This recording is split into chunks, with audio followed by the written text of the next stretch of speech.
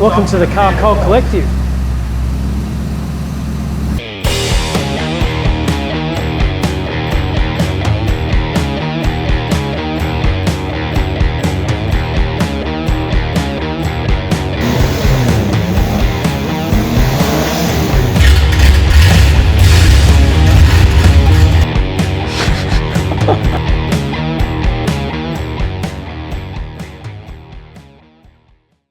Hi everybody, Pinky from the Car Coal Collective. So I got in this morning and I noticed that Callum's car is here. Now that doesn't happen very often because Callum and Lance are good mates. Usually when one of them's here, the other one's here. Now I also noticed as I'm walking through my factory that my van, which is normally parked right where I'm standing, is missing. Now I don't know what that means, but I can't get hold of Lance. They're either picking something up that fits in the back of the van or they're picking up a car, which is quite possible as well, I suppose. I don't know. But we'll see. Hopefully I hear from somebody soon. They'll let me know where my van is and what's going on. In the meantime, we've still got this guy to fix, this guy to fix, and this guy to start. So I'm hoping they're not bringing back another project. Much later. So I'm sitting upstairs, I look out the window and in pulls Lance with my van finally. Sorry about the grainy image. I've got a perf mesh on my window from upstairs so people can't see in. Anyway, that looks like a Ford Falcon. I'm really hoping we haven't got another project. Hey Lance, what's going on? Nothing. What am I seeing? Another car? All right. There's another car. Is this another project? No, it's not a project. I'll explain it all later, but for now, just close your eyes and everything will be okay. Oh, how many times have I heard that? So what's going on, Lance? What are we doing with this car? Are we building something? We're putting a barrow in here? What's the story? Total opposite. We're going to tear this car down. Yeah. Use the front suspension and steering. Right. Yep. So like the whole cross member. Yeah. So taking the whole cross member out. Right. All the struts and the steering rack, and I'm going to use that in the Austin-Healey as well. The little Sprite. That's right. What? As well as taking out the rear cradle, and we're going to use the control arms and differential all in the Sprite as well. That's not going to fit. Well, anything's possible with a welder and a grinder. And a shoehorn. The next day. Hey Lance, how's it all going? Well, we're going good. We've stripped out all the parts we want out of the interior so far. Okay. And next up, we're going to tear down the Beta Falcon and remove... The what? The Beta. Oh, the Beta. Yep. So this car was pretty rough. You wouldn't want to put it back on the road. But we can use all the suspension components. And funny enough, this car had only done 200,000 Ks, which for a Falcon is not a lot. We've salvaged pretty much everything that is useful out of the interior. Yeah, right. Is that what's all down here? Correct. So we've got electronic seat rails, which I think will be fantastic for one of our projects. Yep. We've got electronic wiring, which we can reuse, which is a good way of being very good to the environment, I suppose. We're reusing anything that is possible on That's our a good projects. point because it's full of copper and all that sort of stuff. Yeah. That's right. And it'll save us buying expensive wire when there's plenty here. What else? Anything good? We have our famous Ford triangle. The famous triangle. In the BABF Falcons, the sun over years damages these and makes them very brittle. Yeah. So whenever anyone tries to pop one out, they always crack. Yep. So this one is in perfect, pristine condition. So if anybody wants a BABF Ford Falcon triangle, we have one right here. Awesome. I'm sure someone will reach out to us. What else we got? Anything good over there? We have a relatively low kilometre gear cluster. Okay. We have the factory gear ICC as well, which has the white screen. Yep. Spare airbags. Is that why we've got the jump pack there? We're going to set off the airbag. Well, I just was going to try to catch you out at some point and get you to sit on one of these nice seats and we launch you to the ceiling.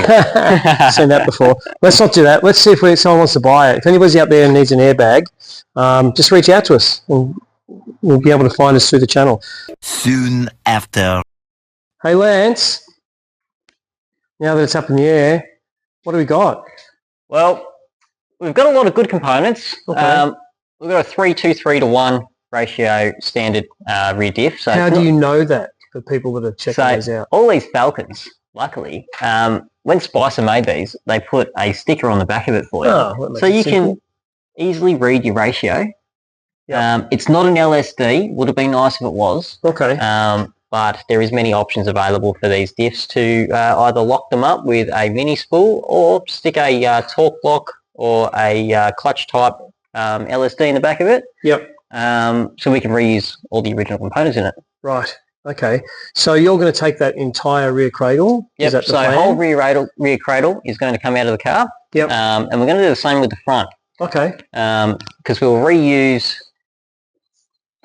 all the power steering rack, suspension components, minus the shocks. They're going to be a little bit too big for an Austin-Healey. Right. Yep. I think the whole arms. thing's too big for an Austin-Healey. Oh, well, there's not much you can't do with a bit of fiberglass and a wide body kit. Usable, or have we got some stuff that's really flogged out? So we do have a lot of flogged out components here, but the control arms will be useful. Obviously, we'll rebush them because all the factory bushes are probably going to be a little bit flogged out after 200,000 Ks. Yep. However, we do have slotted brakes, so it's nice that we got a bit of an upgraded brake system there. Okay, that's cool. So provided they're not warped, we'll reuse those as well. So is it my imagination, or do those struts look pretty new? They do. I think we struck luck with those struts, but I think they might be a little bit too big to go onto the Austin-Healey, but we will see. Okay. The factory sway bar was actually really good. It may just mean upgrading the bushes to some noliphanes or Petter's fantastic polyurethanes. Okay. So is there anything under here that's a serviceable or usable item that you don't need that maybe some of our viewers might be tracking down? Yeah, so any of the mounting components, the lower mount for the engine here, we can reuse. What about brake stuff? You're going to try and use the brake stuff for the We're going to reuse the brake calipers. Okay. Whether or not the rotors are warped, they might be in the bin. But yes, the braking system we will reuse. Any of the control arms, the power steering rack, sway bar, same at the back, we're going to reuse as much components as we can. So brakes, the rear diff, axles. There may be some components that we can't use though, like the control arms. The bushes in this car look like they've been done not too long ago. They are still rubber rather than the polyurethane. But somebody has done the old Ford Classic, which they've done the rear centre bush for the diff. Yep. So new rubber in there, but it isn't quite pressed in all the way. And if we have a look up in this section here, there is a big crack. So I don't know if somebody tried to take it out and left that one bolt on there. And it's cracked the mounting plate off. Is that going to be a problem for us? No, I think we're going to throw this cradle out. Okay.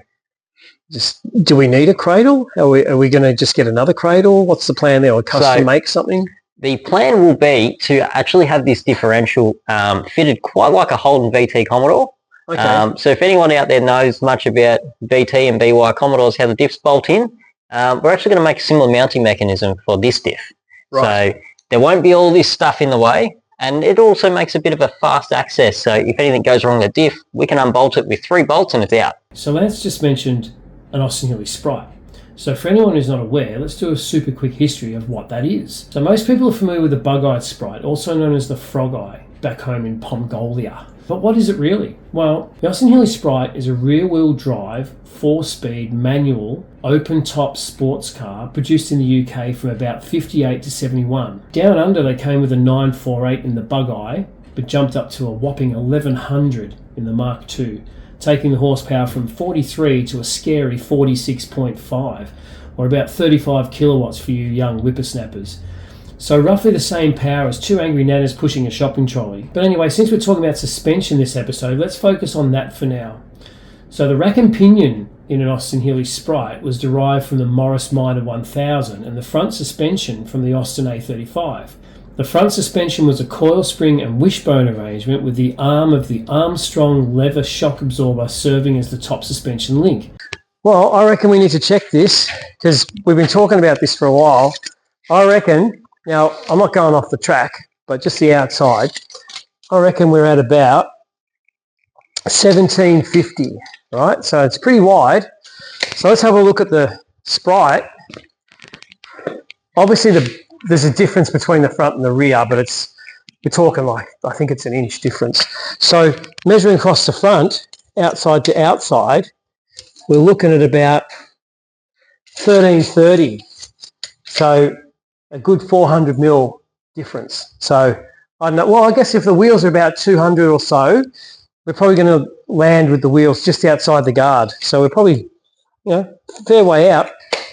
I reckon we were playing with these earlier, and I reckon these would make a really good mould and a starting shape for this rear quarter. And I think we should bring a fleece right through like that to get that whole shape. And then it looks like one piece rather than a bolt on. Can you show us what it would look like with the fleece over it? Yeah, it won't do a very good job, but it'll give you a bit of an idea. So if that's our fleece, for example, so we would end up with basically trying to follow that shape. See, so we end up sticking out of it, obviously without the handle. Sorry about that. But yeah, you get the idea. So we'll be sticking right out there like that and get that sort of whole shape of the quarter. It'll give it a really nice smooth shape, won't it? Oh, yeah, for sure. That's why I reckon we do that rather than just a bolt on. And then it looks like it's part of the car. We get a real nice hourglass sort of shape to it. So I guess, mechanically that's you, but when it comes to this stuff, that's going to be me. So I better start thinking of a way to get this to happen. So, yeah, there you go. I still don't reckon it'll fit because there's too much going on. But if you're willing to give it a go, so am I. I'm excited. All right. Hey, Lance. Looks like I got here too late. Everything's already done. Only a couple of hours and we got all the car stripped. Oh, look at that, eh? I always time it well. So what do we got? What's going on? Rear end is all out. Awesome. And I'm pretty happy with what we've got. Okay. So there's lots of bits to clean up, rebush and, repair, but I think we've got pretty much the fundamentals of what we need for a rear end. All right, sounds good. And what's over here on the trolley? Yeah, we got the front end. So this is the front end cradle out of the BABF. Yep. And as you can see, pretty decent shocks. And everything is pretty well there. I feel like it's going to work. Look at the size of those shocks. So you reckon all of that is going to fit into that? Oh, I think it will. You can see these shocks are very long. Yeah. But there is many options on the market for shortened shocks. So a lot of the XR6s, they run shortened shocks, which are a bit shorter than this, and then we can get even lower again. I guess if you're not planning to really use them, it probably doesn't look quite so big, but even still, it's huge. Yeah, I think a coilover setup for this car would be have really a look good. at that. I'm going to try and cram it into that little bit of space. That's right. Well, as I keep saying, I don't think it's going to fit, but, well, we'll give it a go. All right, well, I guess that wraps it up for this week. That's it.